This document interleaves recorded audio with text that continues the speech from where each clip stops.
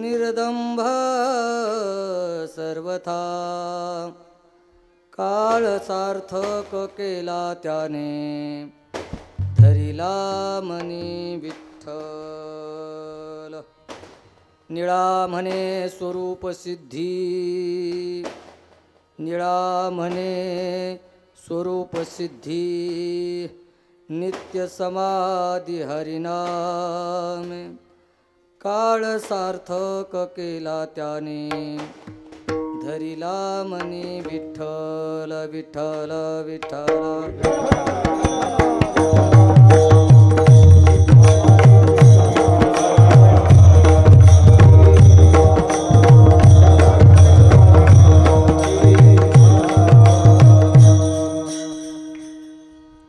समचरण सरोजं सान्द्रणिलाम्बुदाभं जगननिहितपाणिमण्डनं मण्डनानां तरुणतुलसीमाला कन्धरं कञ्जनेत्रं सदयधवलहासं विठ्ठलं चिन्तयामि विभुं वेणुनादं चरन्तं दुरन्तं स्वयं लीलया गोपवेशं दधानं गवामृन्दकानन्दनं चारुहासं परब्रह्मलिङ्गं भजे पाण्डुरङ्गं पाण्डुरङ्गाकरू प्रथम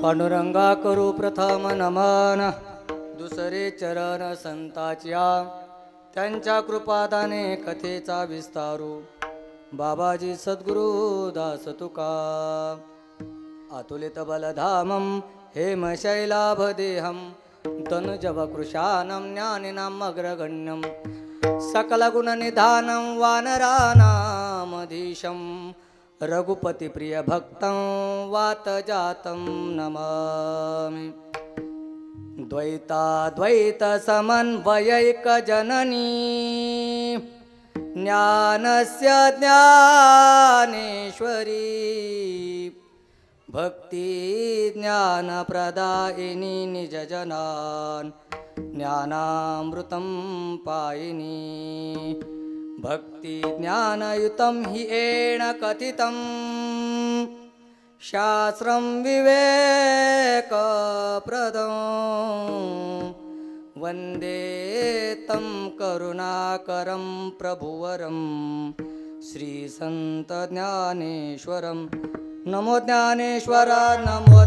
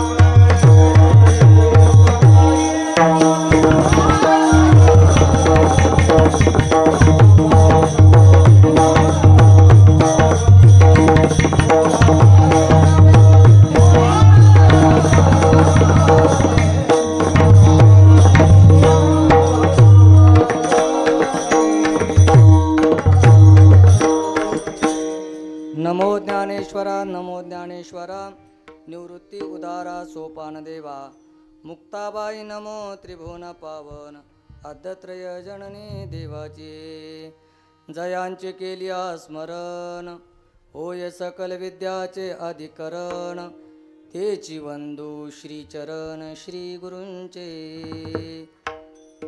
गुरूंचे पाय जय हृदय गिबसो निठाय तय्ये वडे भाग्योय उन्मेषासी मस्तक हे पायावरी या वार करी संताचा विठ्ठला विठ्ठला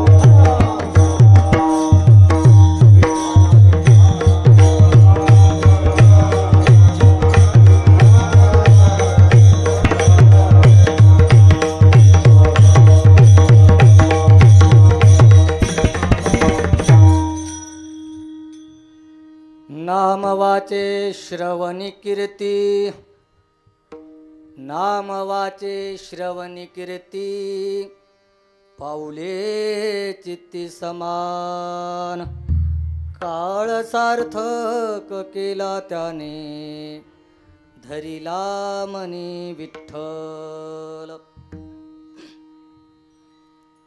प्रस्तुतस्थली प्राप्त प्रसंगी कीर्तन रूपे सेवेकरता घेतलेला अभंग जगद्गुरु जगद्वंदनीय श्रीमंत असे संत श्रेष्ठ ज्ञानाचा सागर भक्तीचा आगर वैराग्याचे शिखर असणारे श्रीमंत, ज्ञानवंत, कृपावंत ज्या संताच्या अभंगवाणीला वारकरी संप्रदायाच्या दृष्टीनं किंबहुना वारकरी संप्रदायाच्या विचारानं सूर्याची प्रखरता, चंद्राची शीतलता, अग्नीची दिव्यता, वेद मंत्राची पवित्रता, गंगेची सुचरता, आईची वात्सल्यता अशी उपमा दिली आहे.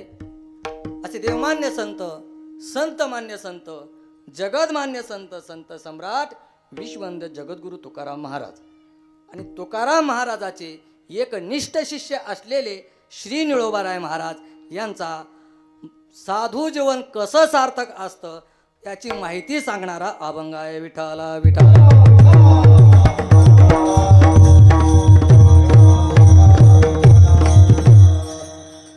अभंग हा नामपर प्रकरणातील आहे. इथल्या काही श्रोते मंडळीला वाटला असेल महाराजांनी आज 6वा दिवस आहे आणि नामपर अभंग घेतला. पण ऐका, वारकरी संप्रदायाचा नियम आहे की सप्ताहाच्या प्रारंभी सुरुवातीला नामाचा अभंग घेतला जातो. दंडक आहे, पण असा कुठंही दंडक नाही. एकदा नामपर अभंग घेतला रे घेतला, पुन्हा तो अभंग घेऊ नये 7 दिवस. पहिल्या दिवशी नामपर आणि 7व्या दिवशी मागणी आणि 8व्या दिवशी काला. पण 7 मध्ये राहिलेले दिवस तुम्ही उपदेश घेऊ शकता, स्थितीपर घेऊ शकता, अद्वैतपर घेऊ शकता, नामपर पण घेऊ शकता. म्हणून आपण निळोबरायांचा अभंग चिंतना करता घेतलेला आहे. विठाला विठाला.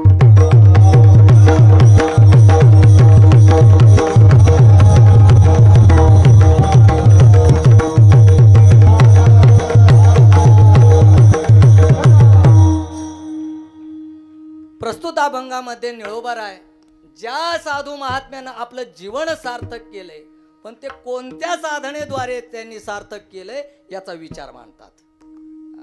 निळोबाराय म्हणतात ज्या महात्म्यानं आपलं जीवन सार्थक केलंय ना, त्यांनी कोणते साधन केले ते अभंगाच्या पहिल्या चरणामध्ये म्हणतात.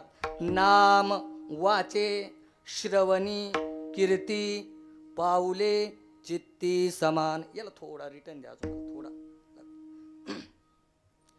3 साधनं निळोबारायांनी सांगितले. वाचेने नामस्मरण केले, या कानाने त्या भगवंताची कीर्ती श्रवण केली आणि चित्तामध्ये त्या विठोबाचे, त्या परमात्म्याचे पाऊले चित्तामध्ये धारण केले. अहो, अंतकरणामध्ये पाऊले धारण करणं म्हणजे काय?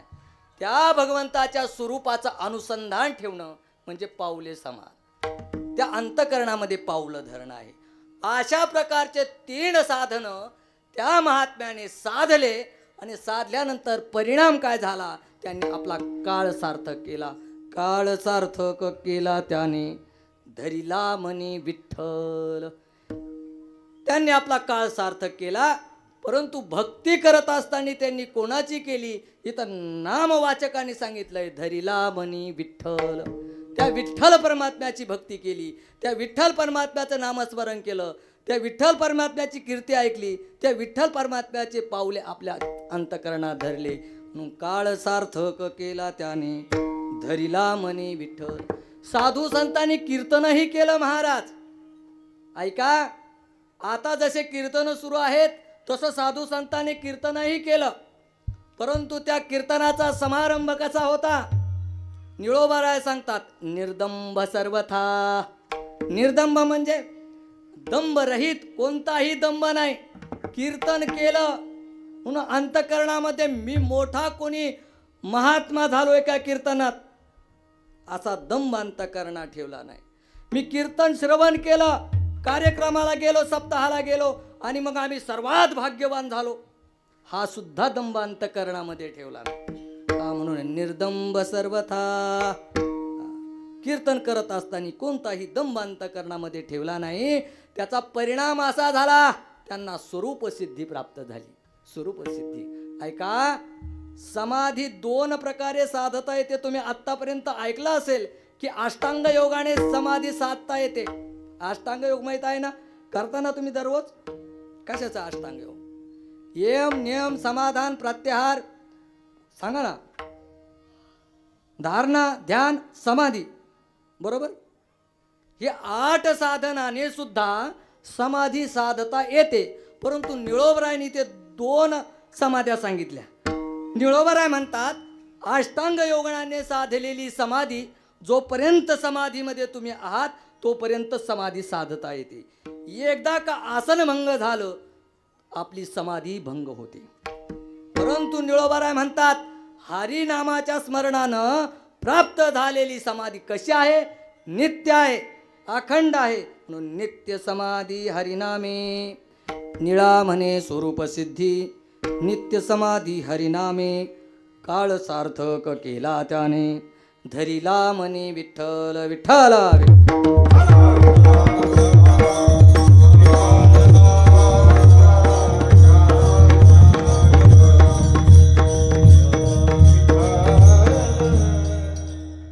हा झाला अभंगाचा सरळ सरळ अर्थ.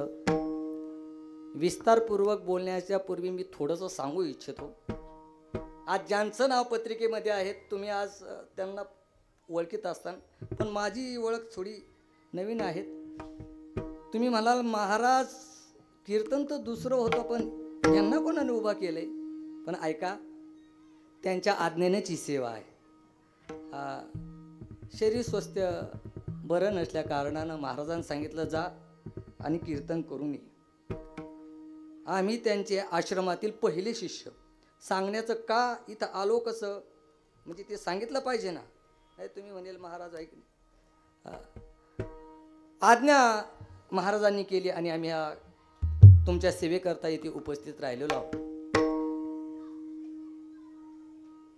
गेल्या 6 दिवसापासून हा अखंड हरिनाम सप्ताह सुरू आहे. तथा ग्रंथराज ज्ञानेश्वरी पारायण सोहळा वैकुंठवासी हरिभक्तीपरायण गुरुवर्य भक्तराज कन्हैयालालजी महाराज यांच्या 15व्या पुण्यस्मरणानिमित्त हा सप्ताह सुरू आहे. आणि भव्य दिव्य या सप्ताहाचं स्वरूप आहे. तुमच्या सर्वांच्या सहकार्यानं वैकुंठवासी भक्तराज महाराज कन्हैयालालजी महाराज व ब्रह्मीभूत हरिभक्तीपरायण गुरुवर्य जड भरतगिरी महाराज यांच्या आशीर्वादानं हरिभक्तीपरायण गुरुवर्य अंसाराम महाराजजी व हरिभक्तीपरायण गुरुवर्य दादाजी महाराज वायसळ, हरिभक्तीपरायण गुरुवर्य बाळकृष्णजी महाराज दिघे, रामगड संस्थान पूज्य बाबाच्या व आम्ही ज्यांना आदर्श म्हणून मानत आहोत, साधक अवस्थेत असल्यापासून तर आत्तापर्यंत जोपर्यंत आमच्या साधना सुरू आहेत तोपर्यंत आम्ही त्यांना आमचे आदर्श मानतो. म्हणून हरिभक्तीपरायण गुरुवर्य मारुती महाराज यांच्या मार्गदर्शनाखाली सुरू असलेला हा अखंड हरिनाम सप्ताह व पंचक्रोशीतील सर्व ग्रामस्थाच्या सहकार्यानं चालत असलेला हा अखंड हरिनाम सप्ताह आज या सप्ताहातील 6व्या दिवसाची कीर्तन सेवा गुरुवर्य महाराजांच्या आज्ञेने माझ्याकडे आलेली आहे. ग्रामस्थ मंडळीच्या आज्ञेनं ही माझ्याकडे सेवा आलेली आहे. सेवेकरता उपस्थित असलेले सर्व टाळकरी मंडळी, विनेकरी मंडळी, मृदंगाचार्य मंडळी, श्रोते मंडळी, जे आले नाही ते पण सर्वांचे नाव घेतलं असं गृहीत धरा. विनेकरी बाबापासून तर जे संस्थेचे विद्यार्थी आहेत त्यांच्या सर्वांच्या चरणी नतमस्तक होतो. कीर्तनाकरता उपस्थित असलेले महाराज मंडळी, मला काही काय चेहरा परिचय आहे पण नाव परिचय नाही. तुम्ही म्हणाल महाराज आमचं नाव का नाही घेतलं, पण ऐका, आपला भाव असा राहू द्या, महाराजांनी आपलं नावच घेऊ नये. कारण नाव घेतलं का दुसऱ्या वेळेस सवय लागते, मी कोणतरी आहे म्हणून. पण ज्यांचा चेहरा परिचय सर्व आहेत. अशोक महाराज आहेत, आमचे दिंडीचे जोडीदार आहेत. बाचकर महाराज आहेत, माऊली भाऊ आहेत. हे सर्वजण महाराज दिंडीमध्ये खूप आनंद येतो. हे का म्हणून ओळखीचे आहेत दिंडीत म्हणून. दिंडीत 8 दिवस असतात. ते आप्पा असतील, तात्या असतील, बंडू भाऊ असतील, यांच्या सर्वांच्याच प्रेमास्तव, ग्रामस्थाच्या प्रेमास्तव ही सेवा आहे. शेजारी 2 चोपदार आहेत, ते माझ्यापेक्षा पैलवान आहेत. आहे का, तसं मला भीती नाही. 2 चोपदार आहेत, 2 मृदंगाचार्य आहेत. इकडून गुरुवर्य महाराज आहेत, अण्णा आहेत, आम्ही ज्यांना प्रेमाने अण्णा म्हणतो, लक्ष्मण अण्णा, भरत अण्णा. आम्हाला फोन करून म्हणले तिकडेच आहे, पण मला माहिती होतं येणार आहेत. आमचे परममित्र हरिभक्तीपरायण निलेश महाराज आहेत, हरिभक्तीपरायण सचिनजी महाराज आहेत, माऊली आहेत आणि सर्व ग्रामस्थ मंडळी, पंचकृतीतील सर्व ग्रामस्थ मंडळी, गणेशवाडीकर ग्रामस्थ मंडळी असतील, आंबळनेरकर ग्रामस्थ मंडळी असतील, लाखमापूर ग्रामस्थ मंडळी असतील आणि कायगाव ग्रामस्थ मंडळी असतील, सर्वांच्या सहकार्यानं, सर्वांच्या आज्ञेनं ही सेवा माझ्यासारख्या पामराकडे आलेली आहे.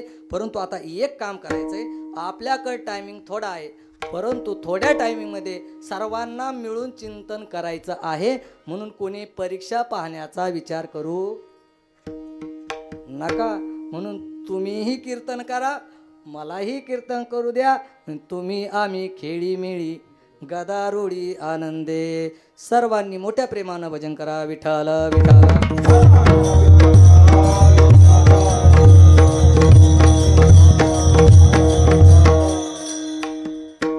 एक राहिलंच ना, आता माझा आवाज तुमच्यापर्यंत येतोय, ते सिस्टीम अगदी सुंदर आहे महाराज, इथे काय सांगण्याचं गरज नाही. माझा सहज बोलला तरी आवाज तुमच्यापर्यंत येतो. पाठीमागे येतो का आवाज? कीर्तन झाल्यावर पंगत आहे, येतो येतो येतो बरं का, आवाज चेक केला. सुंदर अशी सिस्टीम आहे. काय नाव आहे? गणेश भाऊ सिस्टीम सुंदर आहे. आणि यानंतर अन्नदानही सर्वांचे आहे. अन्नदान सर्वात महत्त्व आहे बरं का. काही काहीला असं सहज वाटतं आपण सप्ताहाला अन्नदान केलं म्हणजे काय भेटत नाही, असं नाही. अन्नदान तुम्ही तीर्थक्षेत्राच्या ठिकाणी करा, सप्ताहामध्ये करा, ते दोन स्वरूपाचे फळ तुम्हाला देऊन जाणार. दृष्ट आणि अदृष्ट स्वरूपाचे दोन फळ भेटतात. मग तुम्ही रागाने करा, नाही तर शिव्या देऊन करा. देवाची भक्ती तुम्ही देवाला शिव्या दिल्या तरी भक्तीची, म्हणजे मग तेवढा अधिकार पाहिजे, नाही तर उद्या चांगलंच वाटतं शिव्या द्यायला लागतात. तसं नाही. देवाची जशी भक्ती आहे तसं अन्नदान आहे.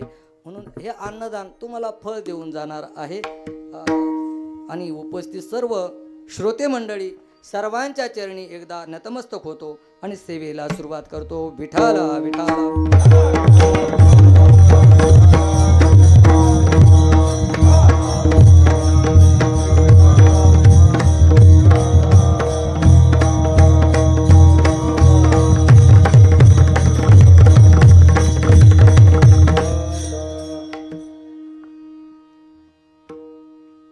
नाम वाचे श्रवण कीर्ती, नाम वाचे श्रवणी कीर्ती, पाऊले चित्ती समान, काळ सार्थक केला त्याने, धरिला मने विठ्ठल. या अभंगातून आपण बोलता बोलता पाहतोय की नाम वाचे श्रवण कीर्ती, श्रवणी कीर्ती असे दोन पाठ आहेत. गाथ्यामध्ये श्रवणी आहेत, काही काही प्रत पाहिले तर श्रवण आहे. म्हणून असा काही श्रवण म्हणतात, काही श्रवणी म्हणतात, पण अर्थ एकच आहे. म्हणून नाम वाचे श्रवणी कीर्ती, पाऊले चित्ती समान, काळ सार्थक केला त्याने, धरिला मनी विठ्ठल. आज चिंतन करता घेतलेला अभंग संत श्रेष्ठ श्री निळोबाराय महाराजांचा आहे. या अभंगातून निळोबाराय सार्थक जीवनाचं वर्णन करतात. सार्थकता म्हणजे काय? ज्या मानवी जीवनामध्ये येऊन ज्या मनुष्यानं आपलं जीवन सार्थक केलं आहे त्याचं वर्णन करतात. ऐका, सार्थक जीवन केव्हा कळेल? काय झाले? बर पोर पण चिंतन लक्षपूर्वक ऐका बर का आजीबाई. चिंतन ऐकलं नाही तर कीर्तन कळणार नाही. ऐका, सार्थक जीवन फक्त सार्थक आणि निरर्थक याच्यावरच सांगणार आहे. सार्थक जीवन केव्हा कळेल? जेव्हा आपल्याला निरर्थक जीवन कळेल तेव्हा सार्थक जीवन कळेल. चांगल्याला किंमत का? वाईट आहे म्हणून. सावलीला किंमत का? ऊन आहे म्हणून. प्रकाशाला किंमत का? बोलत चला, प्रकाश पडलाय ना आपल्याकडे. प्रकाशाला किंमत का? अंधार आहे म्हणून. तसं ज्ञानाला किंमत का? अज्ञान आहे म्हणून. ऐका, जर आपल्याला वाईट समजलं तर आपल्याला चांगलं कळतं. वाईट हे वाईट म्हणून जर समजलं तर चांगलं हे आपल्याला चांगलं म्हणून कळतं, बरोबर. तद्वत त्या पद्धतीने जेव्हा आपल्याला अज्ञान समजेल त्यावेळेस आपल्याला ज्ञान कळेल. महाराज माऊली ज्ञानोबराज 16व्या अध्यायात बोलत असताना बोलले महाराज, ज्ञानाचे लक्षण प्रतिपादन करत होते महाराज. पण ऐका, ज्ञानाचे लक्षण प्रतिपादन करत असताना माऊलीने अज्ञानाचे लक्षण प्रतिपादन केले.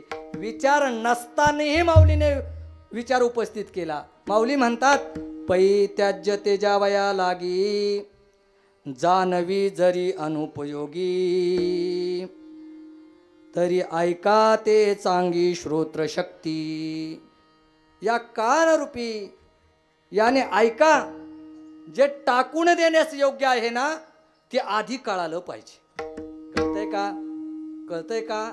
जे टाकून देण्यास योग्य आहे ते आधी आपल्याला कळालं पाहिजे.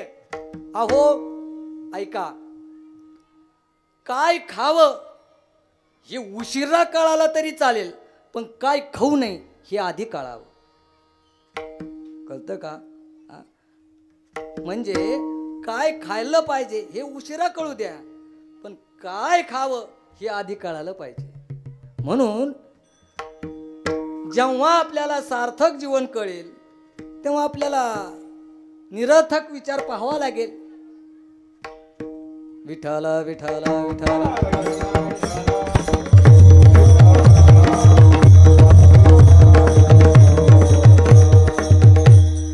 म्हणून आपल्याला सार्थक जीवनाचा विचार मांडायचाच आहे, पण निरर्थक जीवनाचाही विचार मांडायचा आहे. का बरं मांडायचा? तुम्ही म्हणाल महाराज सार्थक आणि निरर्थक सुरू केले, पण का मांडायचा? कीर्तन समजतंय ना? हा, थोडं लक्ष द्या. का मांडायचा? ऐका, संतांचं वाङ्मय आणि संतांच्या वाङ्मयाचं चिंतन महाराज हे आरशे आहेत. आरशे कधीतरी त्या आरशाकडे आपण पाहिलं पाहिजे. कधीतरी ज्ञानोबरायची ज्ञानेश्वरी वाचली पाहिजे आपण. कधीतरी तुकोबरायचा गाथा वाचला पाहिजे. कधीतरी त्या संतांचे प्रमाण आपण पाहिले पाहिजे. महाराज आरशे आहेत, त्या आरशामध्ये आपण पाहावं आपले काय अवगुण आहेत. लोकांनी सांगण्यापेक्षा संतांना विचारा, संत सांगतील महाराज. म्हणून हे आपल्याला जास्त आरशे नाही पाहिजे, 2च आरशे पाहिजे. विठ्ठल विठ्ठल.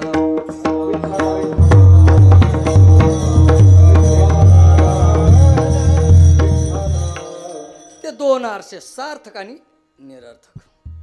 ऐका, मनुष्य लोकांमध्ये मानवी देह सर्वांनाच नाही मिळत महाराज. ऐका बरं का, वाक्य चांगलं लक्षात ठेवा. काही भाग्यवानालाच मिळतो. तुम्ही म्हणाल मग आम्ही माणसं नाही का? तुम्ही माणसं आहेत, पण काही भाग्यवानालाच मिळतो, सर्वांना मिळत नाही. विठ्ठल विठ्ठल. 84 लक्ष योनीचा आपल्याकडे विचार आहे. 84 लक्ष योनी आहे पहा. 84 लक्ष योनीमध्ये मानवी योनी एक आहे की नाही? पशु योनी आहे, कीटक योनी आहे, वृक्ष योनी आहे, अन्य योनी आहे. परंतु 84 लक्ष योनीमध्ये विशेष योनी कोणती असेल तर ती मानवी योनी आहे. म्हणून मानवी देह हा दुर्लभ आहे, मानवी देह हा पवित्र आहे, मानवी देह हा आगम्य आहे. म्हणून मानवी देहाचा आगम्य आहे. विठ्ठल विठ्ठल.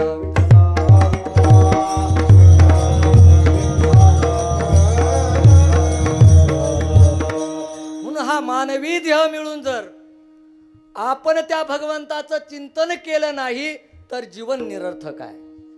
आणि ऐका, या मानवी देहामध्ये येऊन आपण त्या भगवंताचं चिंतन केलं, नामस्मरण केलं तर हा मानवी देह सार्थक आहे. विठ्ठल विठ्ठल.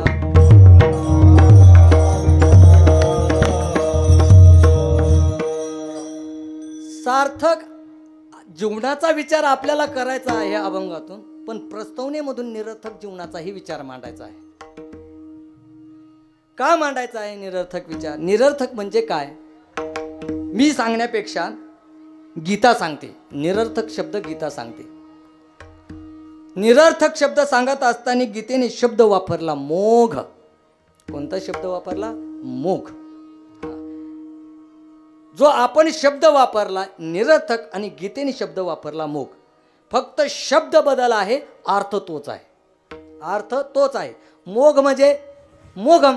आपण नाही म्हणत का हे याला बोलण्याचं कळतच नाही, हे उगम मोघम बोलतो. म्हणजे काय?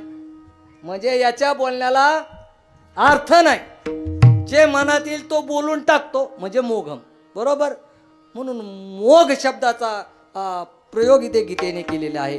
जेव्हा भगवान परमात्मा 9व्या अध्यायामध्ये आपला ऐश्वर्योग प्रतिपादन करत होते, ऐश्वर्योग प्रतिपादन करत असताना भगवान परमात्मा म्हणतात की मया ततमिदं सर्वं जगद व्यक्तमूर्तिना मत्स्थानि सर्वभूतानि न चाहं तेष्वस्थितः न च मत्स्थानि भूतानि पश्य मे योगमेश्वरं भूतभृन्नच्च भूतस्थो ममात्मा भूतभावनः.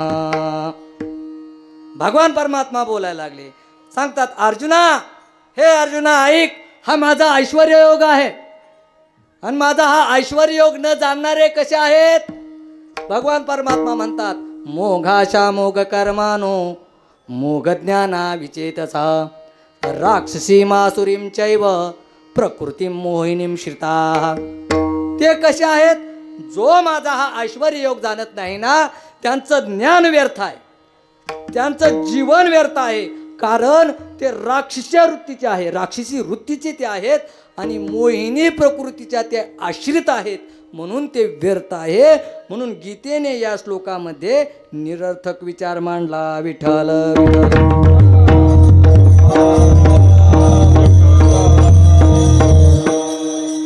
गीतामय्यांनी या श्लोकेमध्ये निरर्थक विचार मांडला. यावर माऊली फार गोड बोलतात महाराज. माऊलीचे शब्द म्हणजे शेवटचा सिद्धांत महाराज.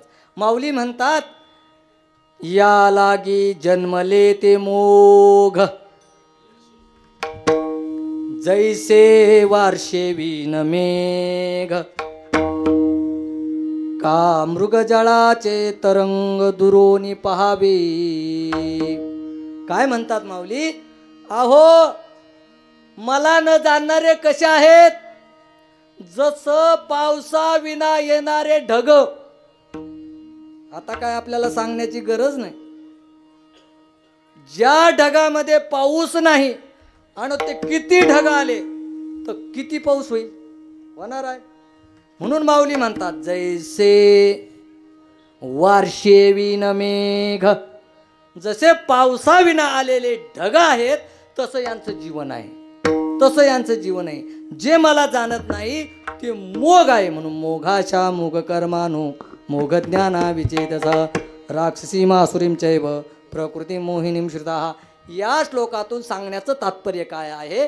या श्लोकातून भगवान परमात्माने निरर्थक विचार सांगितला आणि पुढच्या श्लोकामध्ये भगवान परमात्मा सार्थक विचार सांगतात. पुढचा श्लोक काय आहे? पुढचा श्लोक सांगत असताना भगवान परमात्मा म्हणतात महात्मानस्तुमां पार्थ दैवीं प्रकृतिमाश्रिताः भजन्त्यनन्य मनसो ज्ञात्वा भूतादिमव्यम. भगवान परमात्मा या श्लोकामध्ये सार्थक विचार सांगितला.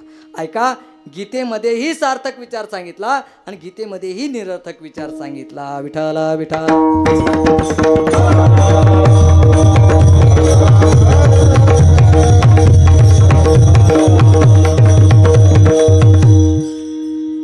म्हणून मानवी देह कशा करता मिळाला हे आपण सर्वप्रथम पाहिलं पाहिजे. कारण सार्थक विचार आपण अभंगातून करणार आहोत, परंतु निरर्थक विचार आपण करत आहोत. गीतेने निरर्थक आणि सार्थकची व्याख्या सांगितली.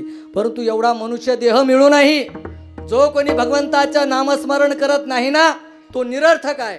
नाही तरी हे न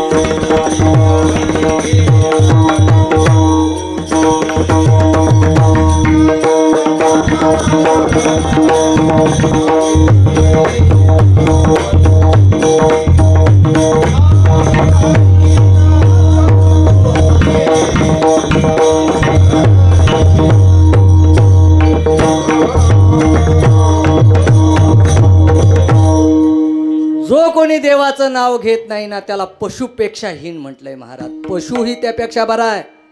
नाही तरी पशु हीन पशु, पशुपेक्षा तो नीच दर्जेचा आहे. म्हणून जी वस्तू ज्याच्यासाठी मिळाली त्याच्यासाठी त्याचा वापर झाला पाहिजे. ही वस्तू ज्याच्यासाठी मिळाली त्याच्यासाठी वापर झाला पाहिजे. तर आपल्याला मिळालेली वस्तू त्याच्यासाठी जर वापर झाला नाही तर अनावस्था होते महाराज. अनावस्था काही ताळमेळ लागत नाही. जन्माला येतो, मरतो, पुन्हा जन्माला येतो महाराज. म्हणून अनावस्था होते. कशी अनावस्था होते याच्यासाठी मी एक उदाहरण सांगतो. थोडं फ्रेश बसा. विठाला विठाला.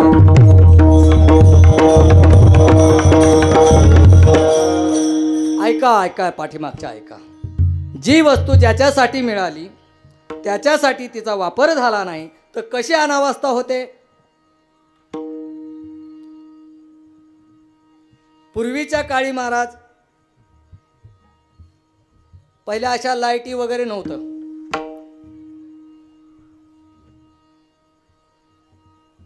लग्न जमावण्याचा कार्यक्रम सुरू झाला. गंगापूरच्या साईडचे काही माणसं महाराज साताऱ्याला गेले. कुठं कशाला? बोलत चला बोलत चला. तुम्ही ते जमवलेलं आहे ना, त्या आमच्याकडे नाही पण ते लग्न जमवण्यासाठी गेले महाराज. साताऱ्याला गेले. साताऱ्याकडे पोरगी आणि गंगापूरकडं पोरग महाराज. पोरग घेऊन तिकडे गेले महाराज. त्या लग्नाच्या बोलीवेली चाल्या. मुलगी मुलाला दाखवली. मुलगाही मुलीला दाखवला. मुलगी मुलाला पसंत आली. मुलगाही मुलीला पसंत आला.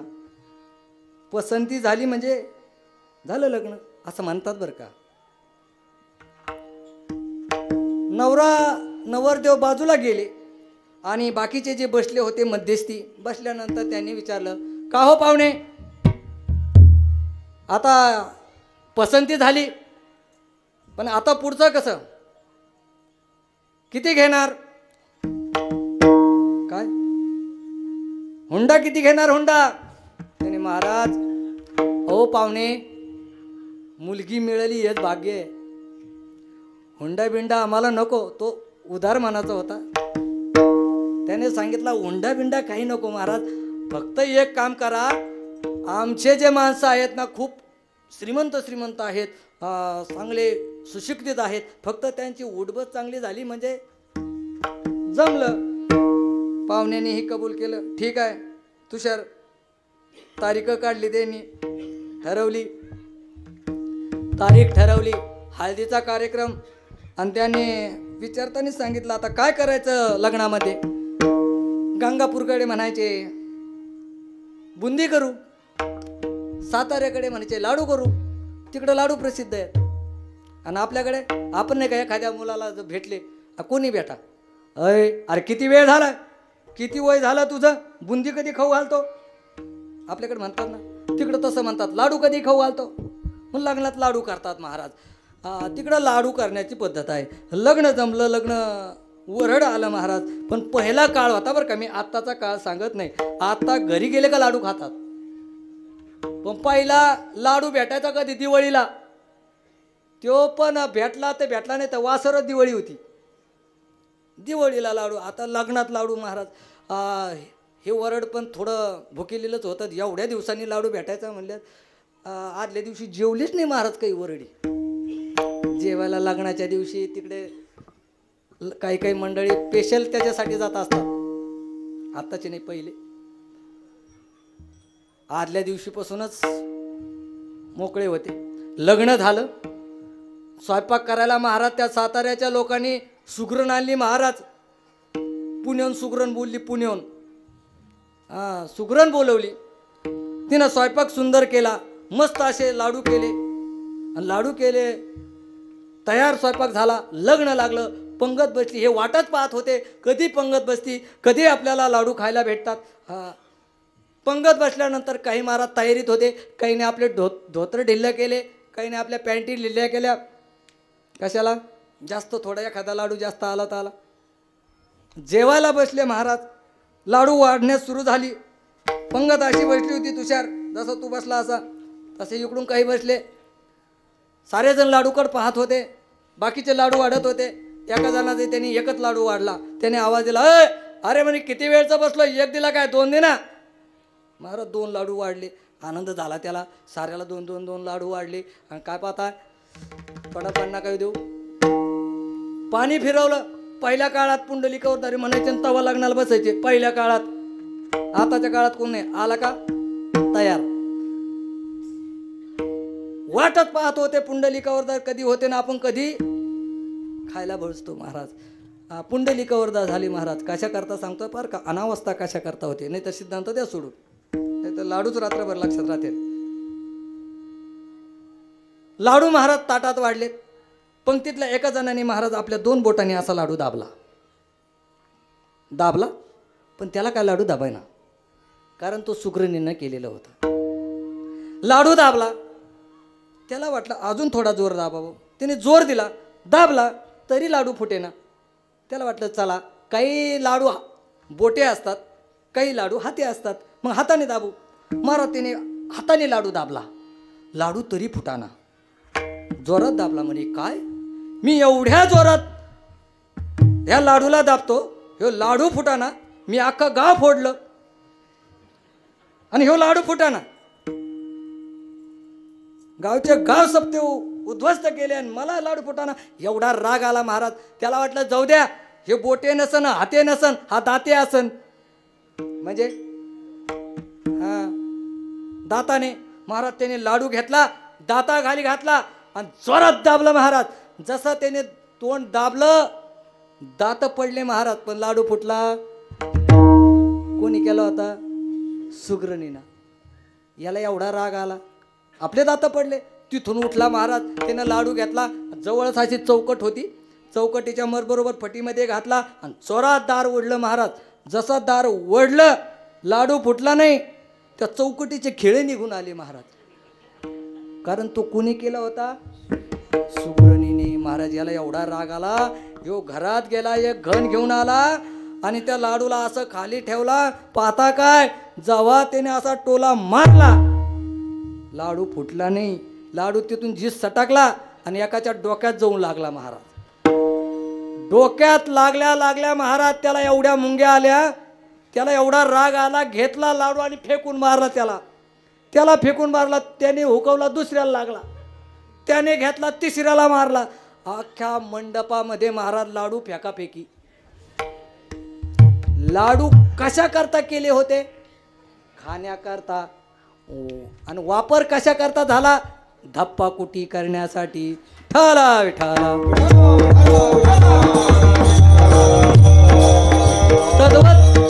तद्वत त्या पद्धतीनं देह कशा करता मिळाला, नामस्मरणासाठी.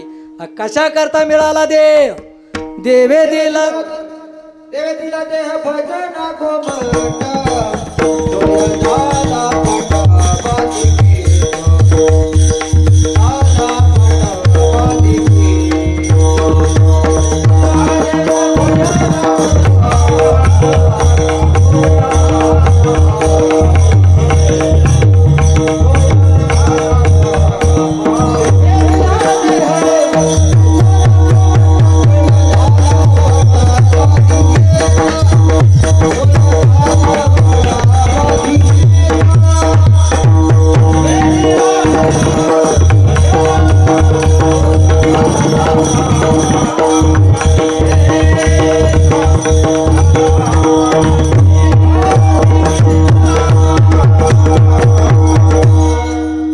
देवे दिला देह भजना गोमटा, तो ह्या झाला फाटा बालिकेचा.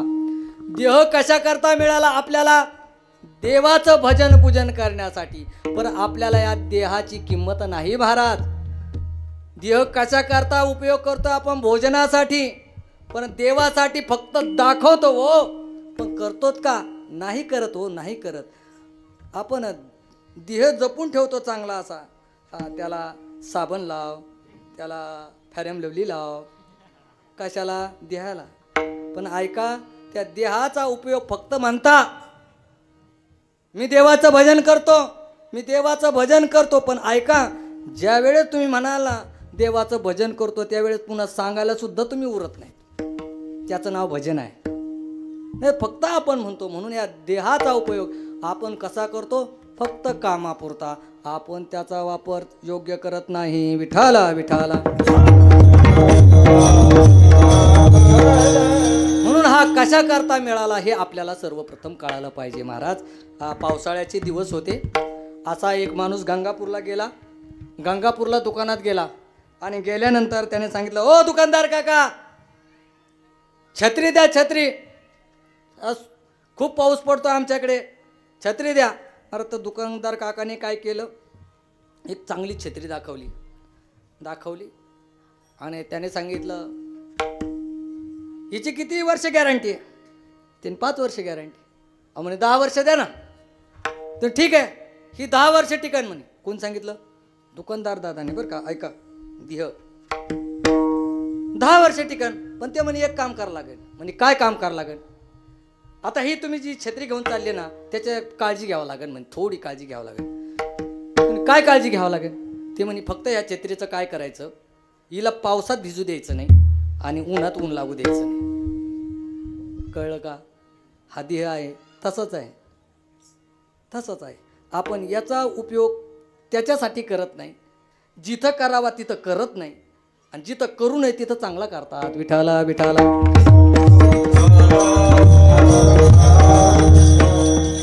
म्हणून देहाचा उपयोग कुठं करावा याच्यासाठी मी पुन्हा एक उदाहरण सांगतो, चांगलं कळलं असेल. आता आमच्या शेवगाव भागात आहे ना सध्या खूप चोराचं वातावरण आहे महाराज.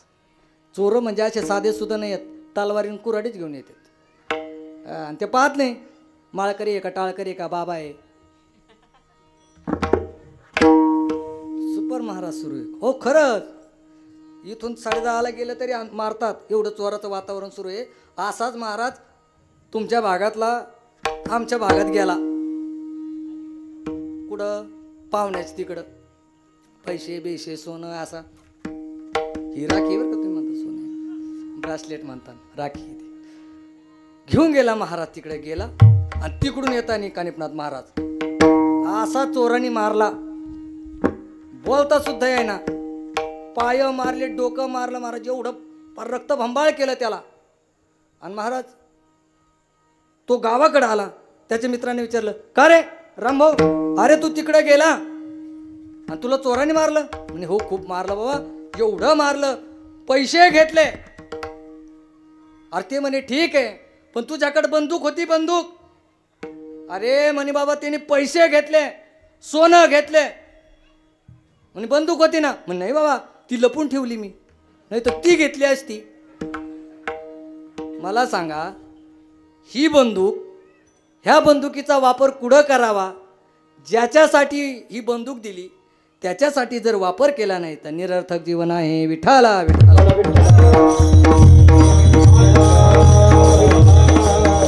म्हणून एवढा सुंदर नरदेह दिला, म्हणून देवे दिला देह भजना गोमटा. गोमटा दिला महाराज, सुंदर दिला. एवढे डोळे दिले इंद्रिय हात पाय कान, डोळे मुख बोलाया वचन, तेने तू जोडसी नारायण, नासे जीव पण भवरोग. एवढे सुंदर हात दिले, एवढे डोळे दिले. विचार करा, हे डोळे जर असे पाठीमागून दिले असते तर कसा दिसला असता कीर्तनकार? बरं ते जाऊ द्या, नाक पाठीमागं असतं तर पहिला प्रसाद तिकडे द्यावा लागला असता. काय आले काय नाही दाखवायला. अवघड आहे महाराज, खूप अवघड आहे. एवढा काय, मी तर कधी कधी विचार करतो, देवानी हे 2 हात आहेत, जर इकडे साईडने दिलं असतं तर धोत्राला गाठण कशी मारली असती महाराज. अवघड आहे. म्हणून देवाने जी रचना केली ती सुंदर केली आहे. एवढा गोमटा देह दिला, तो फक्त भजना पूजनासाठी दिला. विठाला विठाला.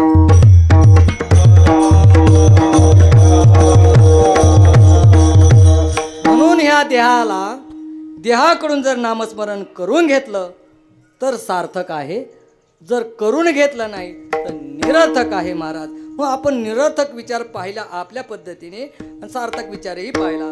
पण ऐका, सार्थक जीवन जगत असताना महाराज आपल्या मनानं जगून चालत नाही. सार्थक जीवन जगायचं असेल तर आपल्याकडं संताकडं पाहून जगावं लागतं महाराज. संताकडे पाहावं, संताचं जीवन कसं आहे त्यांच्याकडे पाहून आपण जगावं. विठ्ठल विठ्ठल.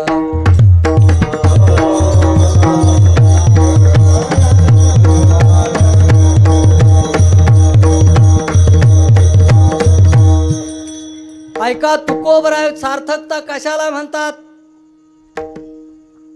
का सार्थकता तुकोबराय म्हणतात? तुकोबराय म्हणतात तुका म्हणे जन्मा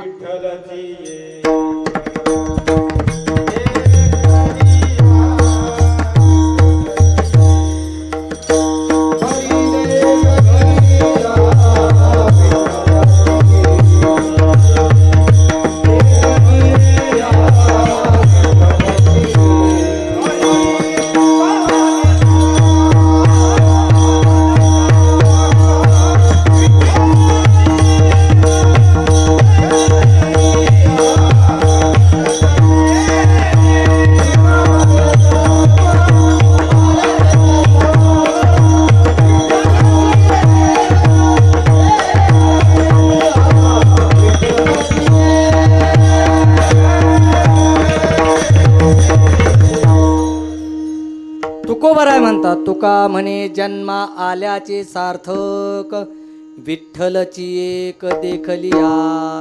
त्या विठ्ठल परमात्म्याला पाहिलं आणि आमच्या जीवनाला सार्थकता प्राप्त झाली. तुकोबरायचं वर्णन आहे. आणि त्यांचे शिष्य असलेले निळोबाराय महाराज ते फक्त छोट्या रूपाने म्हटले, पण इथं विस्तारपूर्वक निळोबाराय महाराज म्हणतात ज्या साधू महात्म्यानं सार्थकता प्रगट केली ना, पण करत असताना कोणत्या साधनेने केले असावी याचंच वर्णन अभंगाच्या पहिले.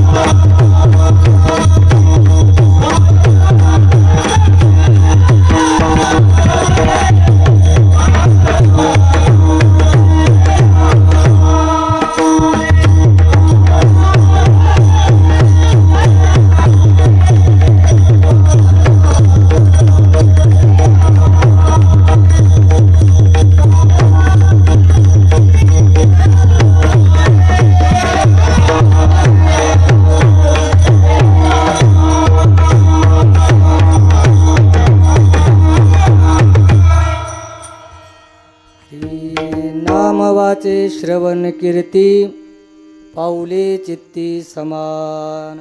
निळोबाराय महाराज म्हणतात ज्या महात्म्यानं आपले जीवन सार्थक केलेले आहे त्यांनी नामस्मरण केलेलं आहे. आपल्या वाचेने त्यांनी नामस्मरण केलेलं आहे. कानाने त्यांनी भगवंताची कीर्ती श्रवण केलेली आहे. आणि चित्तामध्ये त्या पांडुरंग परमात्म्याचे पाय आपल्या चित्तामध्ये धारण केलेले आहे. म्हणून निळोबाराय महाराज म्हणतात नाम वाचे श्रवण कीर्ती.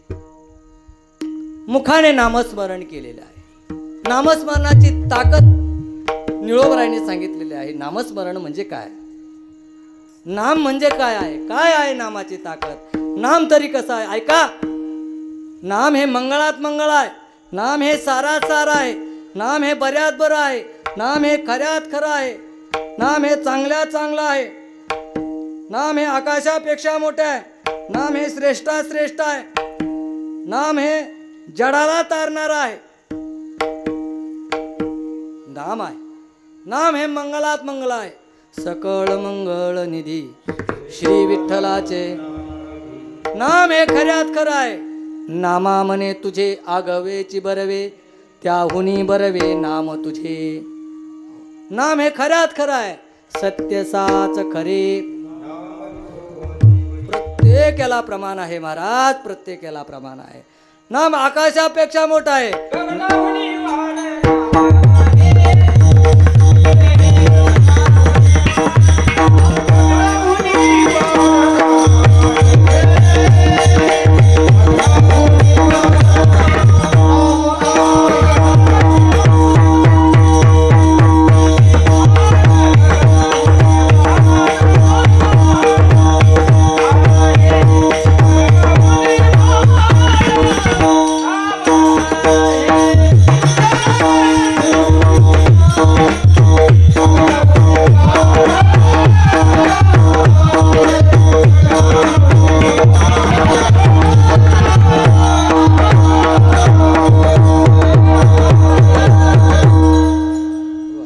ज्ञानदेव पुसे निवृत्तीशी चाड गगनोनी वाढ नाम आहे. नाम हे आकाशापेक्षा मोठं आहे महाराज. नाम हे तारक आहे.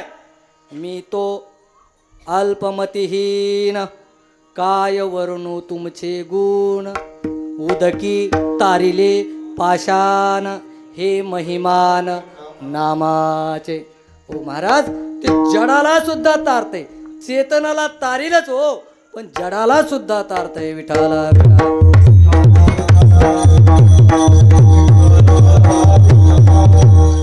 एवढं श्रेष्ठ नाम असूनही काही महाभाग नाम घेत नाहीत. सांगितलं कीर्तनात विठ्ठल विठ्ठल म्हणा, म्हणत नाही. आम्हाला म्हणतात महाराज आमच्या त्यांचं नाव आहे ते कसं घ्यावं. पहा एवढं नाम सांगितलं तरीही कोणी नाव घ्यायला तयार नाही महाराज. नामच घेत नाही महाराज. ऐका त्यांच्यासाठी सांगतो, जे कोणी नामस्मरण करत नाही ना त्यांच्यासाठी नाथ महाराज म्हणतात ते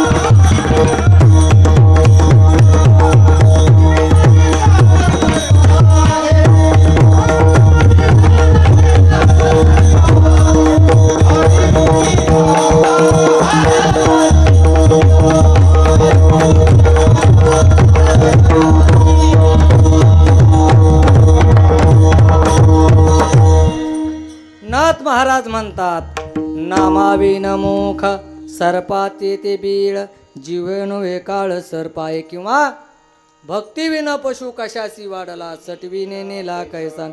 नाथ महाराजाची भाषा. महाराज याच्यापेक्षा तुकोबराय पुढे जाऊन बोलतात. तुकोबराय म्हणतात राम नवदे ज्याची वाचा तो लेख दो बापाचा. जो कोणी नामस्मरण करत नाही तो किती बापाचा आहे. तुकोबराय म्हणतात, मी नाही. तुकोबराय महाराज तरी पण काही पठ्ठे महाराज नामस्मरण करतोच नाही, कट्टर असतात. नाहीच घ्यायचं देवाचं नाव. याच्यासाठी मी तुम्हाला एक उदाहरण सांगतो आणि सेवेचं समरोप. विठाला विठाला.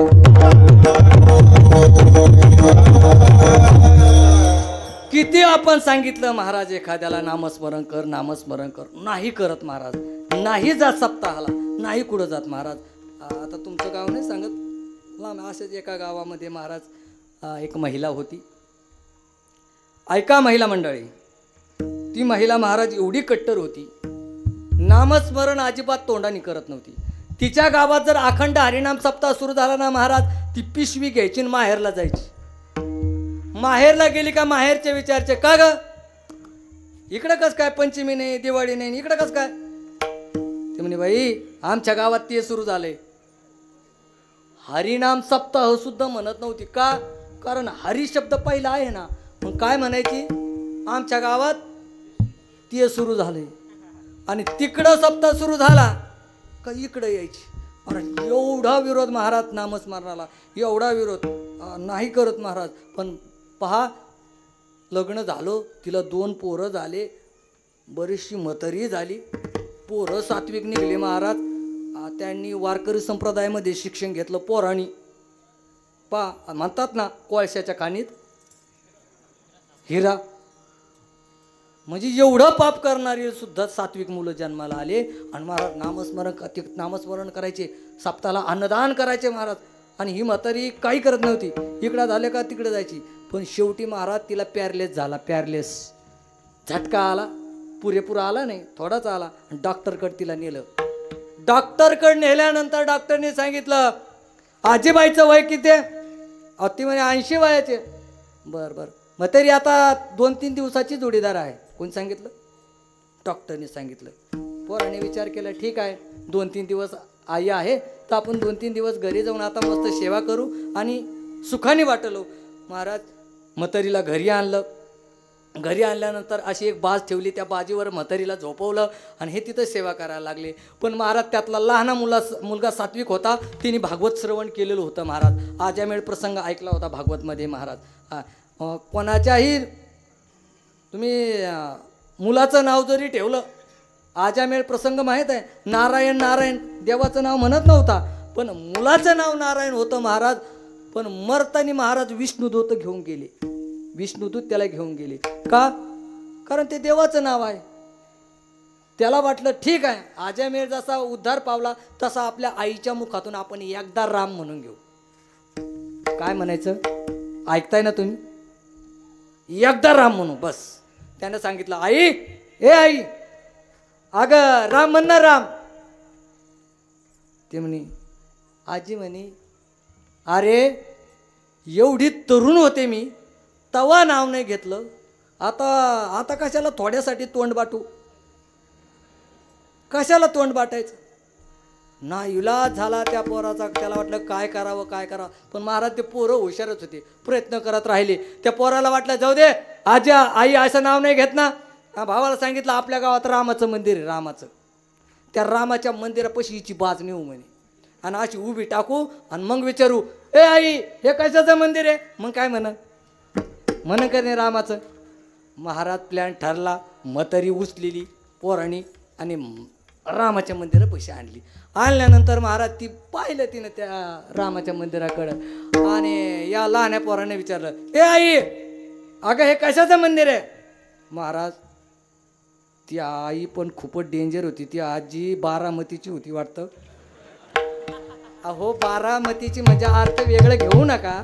ऐका, जसं 12 हत्तीचं बळ असतं ना, तसं त्या आजीला 12 बुद्धीचं बळ म्हणा. मती म्हणजे बुद्धी आणि 12 बुद्धीचं बळ. ती म्हणली तू काय विचारतोस? अरे जिथं जिथं गाव असतं ना तिथं हे असतंच म्हणे, यात काय नवल. पण राम म्हणली म्हातारी महाराज एवढी कट्टर, याचा नाईला झाला. घरी आणली म्हातारी आणि आणल्यानंतर ठेवली. याच्या डोक्यात विचार आला, आपला भाचा आहे रामभाऊ. आपला भाचा कोण? रामभाऊ. त्या रामभाऊला बोलून घेऊ महाराज. रामभाऊला बोलून घेतल्यानंतर विचारू, आजी अगं याचं नाव काय? हा कोण आहे? मग म्हणून का नाही रामभाऊ आहे. मग राम येईल आणि तिचा उद्धार होईल. एकदा का येऊ द्या, कसं येऊ द्या, तुम्ही कोणत्या पद्धतीने घ्या ना. ती रामभाऊ म्हणली तरी उद्धार आहे. महाराज ठरल्याप्रमाणे त्या भाच्याला बोलून घेतलं. रामभाऊला समोर उभा केलं. आजी पॅरलेस झालेली पाहत होती. आजीने त्याच्याकडे पाहिलं आणि आजीच्या मुलानं त्या आजीला विचारलं, ए आई अगं हे तुझ्या समोर माहित आहे का? म्हणे हो माहित आहे ना. कोण आहे तो? त्याने अरे बाबू तो हौशीचा पोरगा आहे म्हणे. पण रामभाऊ म्हटली म्हातारी कुठली होती? महाराज एवढी म्हातारी कट्टर महाराज. शेवटी मेली म्हातारी, पण देवाचं नाव घेतलं नाही महाराज. आणि आयुष्य जगत असताना जे नाव घेत नाही ते मेल्यानंतर घेत नाहीत महाराज. ते भूत होऊन फिरतात. हो, ती म्हातारी मेली तरी घ्यायना. मग यांना वाटलं जाऊ द्या, म्हातारी मेली तर मेली. आजीनं काय आपल्या आईनं नाव घेतलं नाही, आपण काय करू आता, आजीच्या हस्ती आहे ना आपण काशीला नेऊन टाकू. काशीला गंगेत टाकल्यानंतर नाही नाव घेतलं तर ठीक आहे, पण हस्ती जर गंगेला टाकल्या ना महाराज, त्या जाणाऱ्या व्यक्तीला पुण्य प्राप्त होतं आणि चांगला देह भेटतो. म्हणलं नाही, ठीक आहे. मग यांनी दोघं भावांनी काय केलं, मोठ्या भावाने सांगितलं, अरे बाळू, तू म्हणतोय हस्ती नेऊन टाकू, पण म्हातारीने आयुष्यभर देवाचं नाव घेतलं, आता मेल्यानंतर हस्ती जातीन का? जातीन. त्याने म्हणले, भाऊ नेऊ आपण, त्याला काय लागतं महाराज. तो लहाना थोडा प्रयत्नवादी होता महाराज. त्यांनी म्हातारीच्या हस्ती घेतल्या. हस्ती घेतल्या, ऐका, हस्ती घेतल्या, त्या एका डब्यात टाकल्या. डब्यात हस्ती, डब्याला झाकण लावलं. तो डबा घेतला, एक पिशवी ठेवला, आणि ती बगलात गुताची पिशवी असती ना, त्या पिशवीमध्ये ठेवलं. पिशवी घेतली आणि घेतल्यानंतर तो निघाला महाराज एसटीने. कुठं? काशीला. काशीला जवळजवळ गेला, पण जायला उशीर झाला होता. असाच अंधार होत राहिला, 7, 7:15 वाजले. तिथं गेल्यानंतर महाराज काशीच्या जवळ त्याचा मित्र राहत होता. त्याला वाटलं आता संध्याकाळी गेल्यानंतर ब्राह्मण देवा भेटणार नाही, विधी कसा करायचा, कसा अर्पण करायचं हे आपल्याला माहीत नाही. मग काय करू, आजच्या दिवस मित्राच्या तिथं मुक्कामाला थांबू. कुठं थांबला? मित्राच्या तिथं. महाराज मित्र असा उदार होता.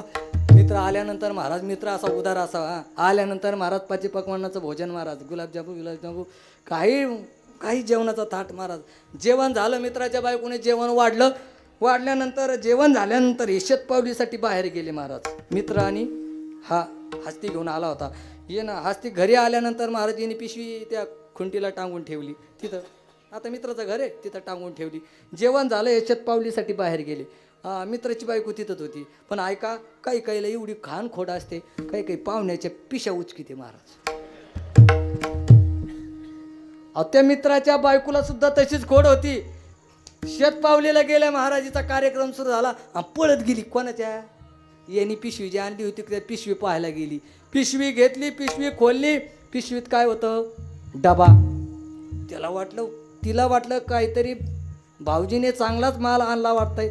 मग तिने डबा खोलला तर पाहिलं तर काय, म्हातारीचे काय होतं? म्हातारी होती. तुम्ही बोला ना म्हणून म्हटलं. हस्ती महाराज. डब्यात पाण्याने एवढा राग आला तिला, तिनं विचार केला, हे भाऊजी हे कुडून खाऊन आले, कुठं नाही, हे इथं आणलं म्हणे. एवढं सात्विक घर इथं कशाला आणायचं? ते घेतला डबा महाराज, दिला टाकून महाराज गटारात. म्हातारी कुठे गेली? डबा धुवून ठेवला तिनं. हा आला, पिशवी घेतली, सकाळी गेला, ब्राह्मण पाहिला, विधी सुरू झाला. ब्राह्मणाने सांगितलं, काढा, म्हातारीला सोडा गंगेत. त्याने डबा खोलला, म्हातारी गायब. पाहता काय, म्हातारी गायब झाली. ते पुन्हा घरी गेला. विठाला विठाला.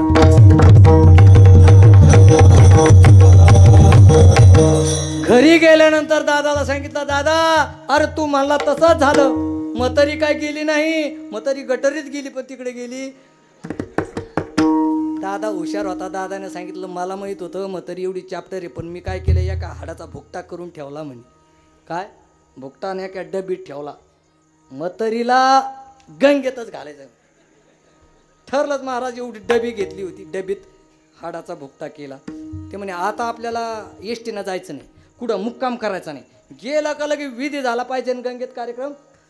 महाराज सेपरेट गाडी केली आणि सारी फॅमिली गेली. महाराज त्या लहान्या भावाचं नवीन लग्न झालेलं होतं म्हणून सारी फॅमिली गेली. महाराज फॅमिली गेल्यानंतर यांना माहीत नव्हतं आपण कुठं चाललोय, या दोघालाच माहीत. ती डबी घेतली, खिशात ठेवली आणि तिथं चाले. गाडीत जाता असताना तीनदा हात लावून बघायचं हाय का नाही. कोण? म्हातारी हाय का नाही. तिथं पाहिलं महाराज. तिथं गेला, ब्राह्मण बोलिलं, ब्राह्मणाकडून विधी सुरू झाला. विधी झाला महाराज. आणि ब्राह्मणाने सांगितलं, ठीक आहे आता विधी पूर्ण झालेला आहे आणि म्हातारीला गंगेत सोडा. लहान्याने सांगितलं, देवा देवा थांबा, देवा थांबा, म्हातारीला आम्ही सोडू पण आता ही डबी खोलायची नाही, कारण म्हातारीचा भरोसा नाही. म्हातारी उडून जायला बसली. मग आता डबी सहित सोडू. पण इथं तिथं गेल्यानंतर आंघोळ हे करायला महिला मंडळी होत्या, तिथं पुरुष असल्यामुळे त्या थोड्या खाली गेल्या होत्या त्या नदीच्या खालच्या साईडला आणि आंघोळ करत होत्या. यांचा विधीवर सुरू होता. म्हातारी यांनी डबी सहित सोडली. कशात? गंगेत. म्हातारी जायला लागली. यांना वाटलं विधी पूर्ण झाला, आनंदी होते. म्हातारी सोडली. इकडे यांच्या आंघोळी होत्या. महाराज ही नवीन नवरी असलेली आंघोळ करता करता, आता बाया काय पाण्यात दगड लागला तरी बाई बाई बाई प्रसाद भेटला, प्रसाद भेटला असं राहत. महाराज ती आंघोळ करता करता करता तिला डबी लागली अंगाला. आणि डबी लागल्यानंतर महाराज तिला वाटलं बाई प्रसाद आहे. तिनं डबी घेतली ना आपल्या पर्समध्ये टाकली. म्हातारी घरी आली. महाराज मेली म्हातारी तरी नाव घेतलं नाही. एवढे कट्टर महाभाग आहेत महाराज. हा, म्हणून सार्थक विचार करणारे कमी आहेत, पण निरर्थक विचार करणारे जास्त आहेत. म्हणून माऊलीने ज्ञानेश्वरीमध्ये ओवी वापरली महाराज. देहाच्या गावा जया लागे आले पांडवा, तो कार्यार्थो आगवा सांडोनिया. म्हणून चांगला विचार करणारे कमी आहेत, पण वाईट विचार करणारे जास्त आहेत. म्हणून देहाने जर भगवंताचं नामस्मरण झालं तर देह सार्थकी लागतो. म्हणून त्या साधू महात्म्यानं महाराज आपल्या मुखानं नामस्मरण केलंय, कानानं त्या भगवंताची कीर्ती श्रवण केली आणि अंतकरणामध्ये त्या विठोबाचे पावलं अंतकरणामध्ये ठेवले आहेत. म्हणून त्यांनी आपल्या जीवनाचा काळ सार्थक केला. अभंगाचं दुसरं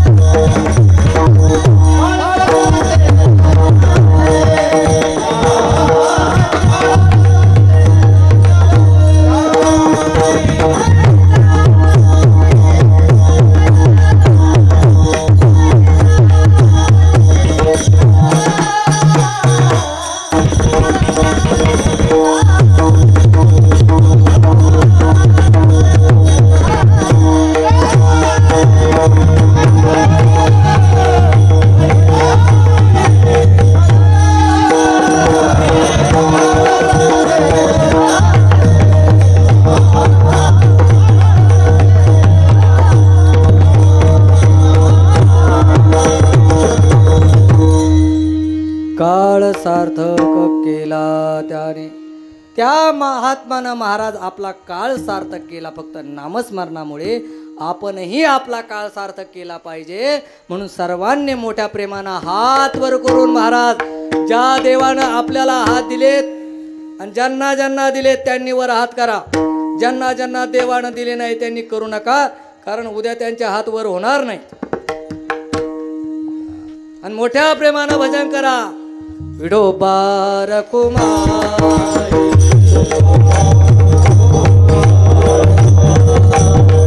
जय हो.